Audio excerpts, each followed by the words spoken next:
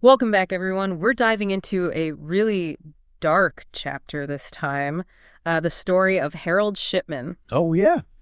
a British doctor who Well, turned out to be, well, one of the most prolific serial killers in history. yeah. We've got all sorts of sources for this one. We've got his Wikipedia page. We've got excerpts from medical journals. We've even got a true crime YouTube video thrown in there. Wow. So we're gonna try to figure out, and not just what he did, but Right. also, the big question, the why. Absolutely. I mean, it's a case that really, um, I think makes you look at the dark side of human nature Yeah. and also really the vulnerabilities, I guess, that exist even in institutions that we really trust, Yeah. like healthcare. Yeah, for sure. And there are so many crazy details to this case. I mean, this guy was brazen enough to forge a will Oh, yeah. trying to inherit a victim's estate. That alone, it says something, right? Oh, yeah. The sheer number of victims is just mind-boggling. It is. It is. Yeah. And the impact on medical practices is still felt today. I mean, they call it the Shipman effect. Yeah. So that term Shipman effect really refers to all the changes in UK medical procedures that they put in place after the Shipman Inquiry Right. to prevent similar abuses of power, Okay, so let's go back to the beginning. Shipman's early life and career. He seemed like just a normal doctor, successful even. I mean, he was even featured in a documentary about mental health care in 1983. Oh, They actually rebroadcast it after his arrest. It's crazy to think about watching that, knowing, right. Like knowing what we know now. yeah, what he was really like. It's definitely a reminder that evil can kind of hide in plain sight Yeah. sometimes. Yeah, that's for sure. But it wasn't all, easy for Shipman.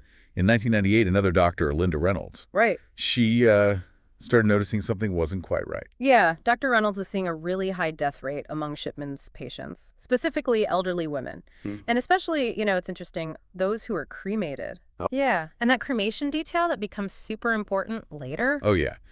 Cremation, of course, that destroys evidence, which made it so much harder to figure out, how many people he actually killed. Yeah. Actually, the police did investigate, based on Dr. Reynolds' concerns, but they just didn't have enough evidence to go on. Yeah. And it's tragic because in that time, between the first investigation and when he was finally arrested, Shipman killed 3 more people.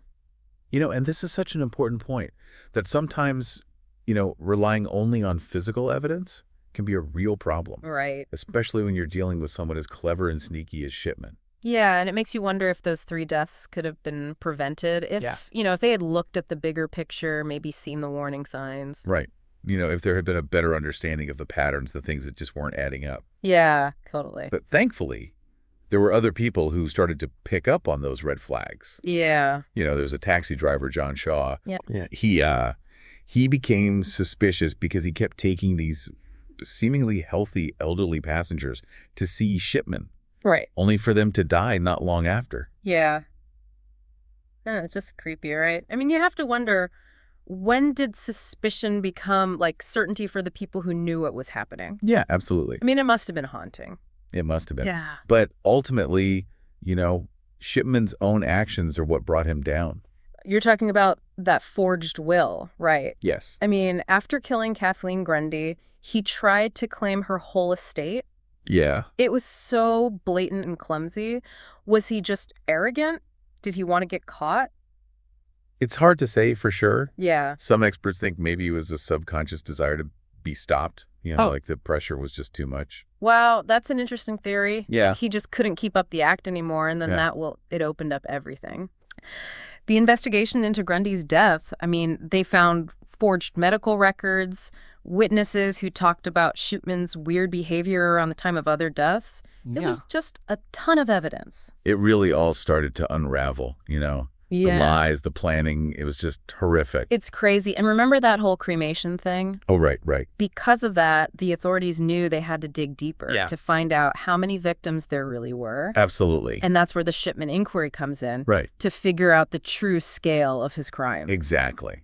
And the inquiry, oh boy, it was massive. Yeah. And what they found was shocking.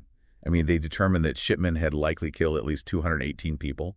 Wow. And maybe even more. 218 people. It's hard to even imagine. It's a staggering number. Yeah, and it makes you wonder, how did he get away with it for so long?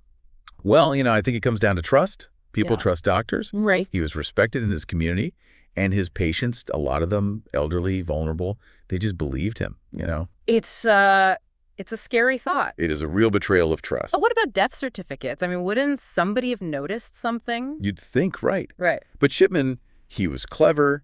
He knew how to manipulate the system he'd list, causes of death that seemed, normal for older patients like heart failure or just old age. Right, right. And he really understood the drugs he was using, how to administer them so that nobody would suspect anything right away. He was using his medical knowledge. They have a weapon, yeah. Yeah, that's... And to make things even worse, at that time in the UK, one doctor could sign off on a death certificate. Oh, wow. No second opinion needed.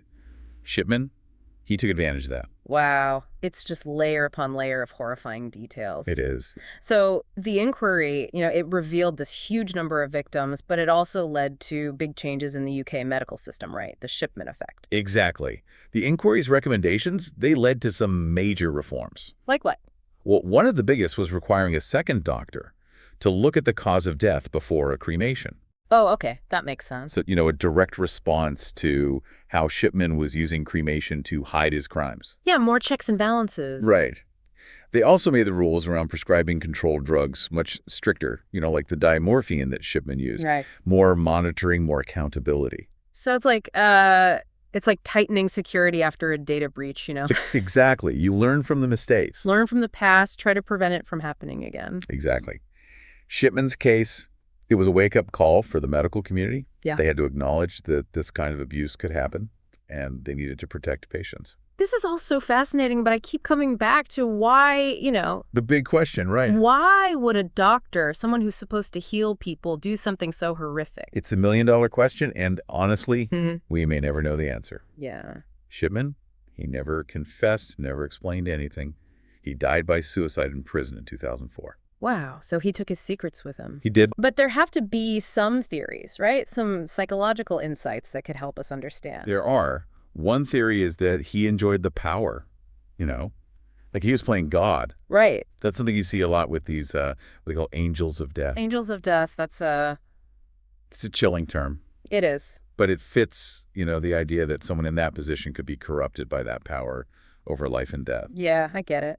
And wasn't there something about Shipman's past, his childhood? Oh, yes. Some people think his early experiences with death might have had an impact. Oh, how so? Well, his mother died of cancer when he was young, and he saw her being given morphine for the pain. Oh, wow. Some believe that seeing that, death and pain relief being connected like that might have messed with him somehow. It's a really disturbing thought. It is. But didn't they also think that he was stealing jewelry from his victims? There were reports of missing jewelry, Yeah. but money doesn't seem like it was his main motivation. Right. The amounts weren't that much, and most of his victims weren't wealthy. Some experts think the jewelry maybe was more like trophies for him. Oh, like souvenirs? Yeah, twisted souvenir. It's like something out of a horror movie. It's definitely creepy. Yeah. But, even though we may never know why he did it, Right. we can't forget about the victims and their families. Yeah. The impact of what he did is just devastating. Absolutely. And his own family, too. I mean, his wife, Primrose, she always insisted he was innocent. Right, even after his death. Can you imagine being so devoted to someone who did those things? It's heartbreaking, Shows how complicated relationships can be, the power of denial. It's just another layer of tragedy to this whole story. It is. I read that they had to keep Shipman's burial a secret because they were worried about people, retaliating. Oh, wow. Even in death, he was causing fear. It's true, yeah, the anger and the pain, it was everywhere. And even where to bury him, it became this whole thing. Yeah, it's like even in death, he couldn't escape what he did. But amidst all that, the darkness, there were some who tried to find a way to heal. Right, like the Garden of Tranquility. Oh, yeah, the memorial for Shipman's victims. It's a really, it's a touching tribute, creating that space for remembrance and reflection. It is, yeah, it's powerful. Shows how strong the community was. Their determination to honor those who were lost and to reclaim some sense of peace. Yeah, to find a way to move forward. Exactly. And it reminds us that even when faced with something so awful, so evil, there's still hope for healing. That's a good point. So as we wrap up this deep dive into Harold Shipman, I mean, what are your big takeaways? What stands out to you the most? I think for me, it's that reminder that evil can be hiding anywhere. Mm-hmm. Even in someone we trust, like a Dr. Right. Shipman. He took that trust and he twisted it, used his knowledge as a weapon. It's a chilling thought, and it shows us that we can't just blindly trust anyone, even the people who seem beyond question. Yeah, it's a hard lesson, but it's an important one. In this case, it really shows how vulnerable even our most trusted systems can be. The Shipman effect, those changes they made to medical procedures, it proves that one case can expose the weaknesses in the system and force us to make things better. I agree, totally.